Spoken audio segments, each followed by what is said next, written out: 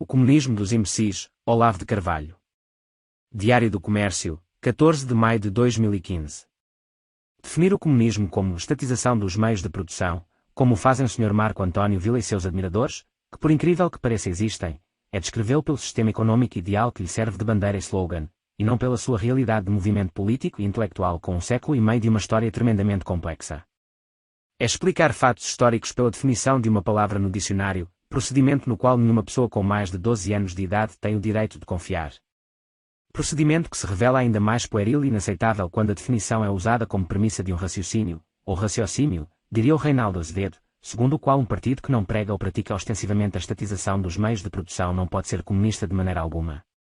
Pois, ao longo de toda a sua história, os grandes partidos comunistas do mundo, a começar pelo da própria URSS, preferiram quase sempre deixar essa meta hipotética e longínqua num discreto segundo plano, ou omiti-la completamente, concentrando-se em objetivos concretos mais imediatos que pudessem compartilhar com outros partidos e forças, ampliando a base das suas alianças possíveis. Característica, nesse sentido, foi a política do Fronte Popular, que na década de 30 angariou apoio mundial para a URSS na base de um discurso antifascista, onde tudo soava como se nenhuma incompatibilidade tivesse existido jamais entre o regime comunista e os interesses da burguesia democrática dos países ocidentais. O velho Partido Comunista Brasileiro de Luís Carlos Prestes sempre falou muito menos em estatizar a economia do que em defender os interesses nacionais e a burguesia nacional, supostamente ameaçados pelo capital estrangeiro. No período da luta contra a ditadura militar, então, não se ouvia um só comunista, fora do meio estudantil em Ragel ao qual pertencia o Sr. Vila, pregando estatização do que quer que fosse, só clamavam por democracia. Mao Zedong, no início da carreira, falou tanto em patriotismo anti-japonês e foi tão discreto no que diz respeito ao fim do livre mercado, que superou Chiang Kai-shek nas simpatias do governo americano, ante o qual fez fama de reformador agrário cristão.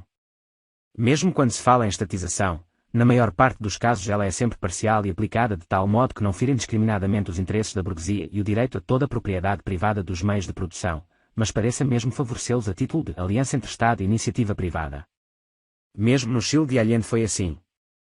Sendo, malgrado todas as suas mutações e ambiguidades, um movimento organizado de escala mundial, o comunismo sempre comportou uma variedade de subestratégias locais diferenciadas, as quais, não raro, se pareciam tanto com o comunismo de dicionário quanto as intrigas diplomáticas do Vaticano se parecem com a salvação da alma. A famosa Solidariedade Comunista Internacional consiste precisamente numa bem articulada divisão de trabalho, de modo que as ações dos partidos comunistas locais contribuam para o sucesso mundial do movimento pelas vias mais diversas e às vezes até incompatíveis em aparência. Nos anos 30 do século passado, Stalin ordenou que o Partido Comunista Americano se abstivesse de tentar organizar a militância proletária, em vez disso, se concentrasse em ganhar o apoio de bilionários, de intelectuais célebres e do beautiful people da mídia e do show business, na base de apelos ao pacifismo, aos direitos humanos e à democracia, de modo que o discurso comunista se tornasse praticamente indistinguível dos ideais formadores do sistema americano. Nessa perspectiva, arregimentar militantes e intoxicá-los de doutrina marxista era muito menos importante do que seduzir possíveis companheiros de viagem, pessoas que, sem ser comunistas nem mesmo a imaginação, pudessem, nos momentos decisivos, colaborar com as iniciativas do partido e com os interesses da URSS, usando, justamente, da sua boa fama de insuspeitas de comunismo. Foi por isso que o partido, na América, sempre foi uma organização minúscula, dotada de um poder de influência desproporcional com o seu tamanho. O objetivo dessa estratégia era não só criar em torno do comunismo uma aura de humanismo inofensivo, mas também fazer do capitalismo americano a fonte de dinheiro indispensável à sustentação de um movimento político sempre deficitário quase por definição.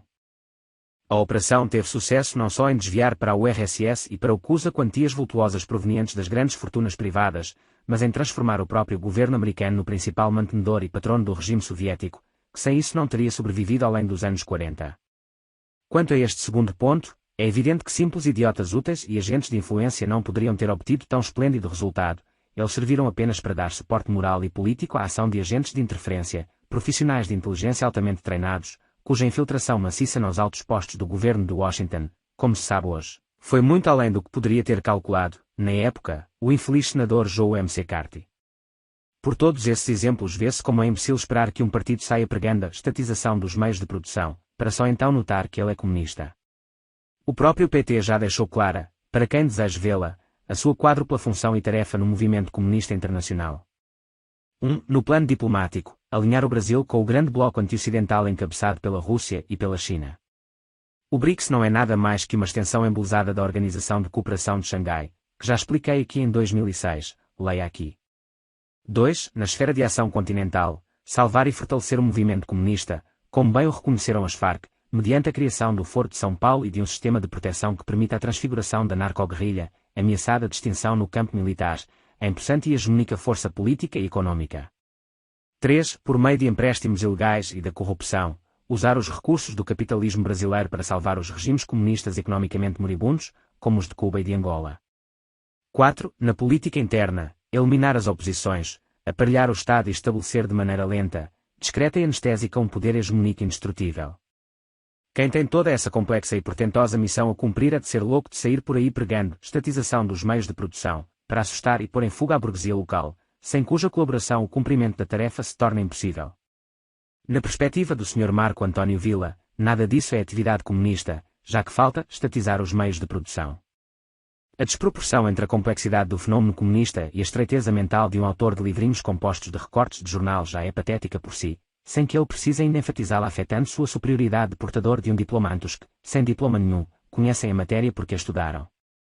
Como eu mesmo me incluo entre estes últimos, sendo tão carente de estudos formais quanto Machado de Assis, João Ribeiro, Capistrano de Abreu, Luís da Câmara Cascudo, Manuel Bonfim, José Veríssimo e outros construtores maiores da cultura brasileira, deve parecer mesmo revoltante ao Sr. Villa que eu tenha acumulado mais honrarias académicas, prémios literários, citações em trabalhos universitários e aplausos de grandes intelectuais de 3 continentes do que ele, com seu canudinho da PUC e seu currículo mirim, poderá angariar em 30 reencarnações, caso existam.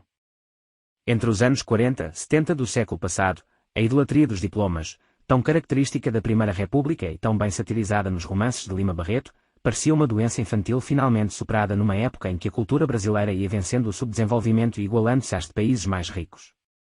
Um quarto de século de Nova República, e sobretudo 12 anos de PT no poder, trouxeram-na de volta com força total, numa espécie de compensação ritual que, sentindo vagamente no ar a ausência da alta cultura desfeita em pó, busca apegar-se supersticiosamente aos seus símbolos convencionais, como o viúvo inconsolável que dorme agarrado a um chumaço de cabelos da falecida, para trazê-la de volta.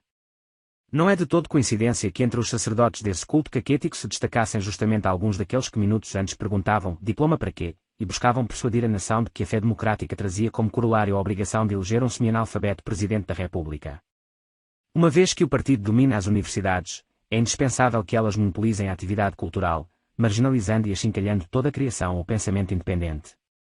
Se o Sr. Villa colabora gentilmente com esse empreendimento, não há nisso nada de estranho, já que ele se empenha também em acobertar as atividades do Foro de São Paulo, reduzindo todo combate antipetista a uma luta contra a corrupção, imune ao pecado mortal de anticomunismo.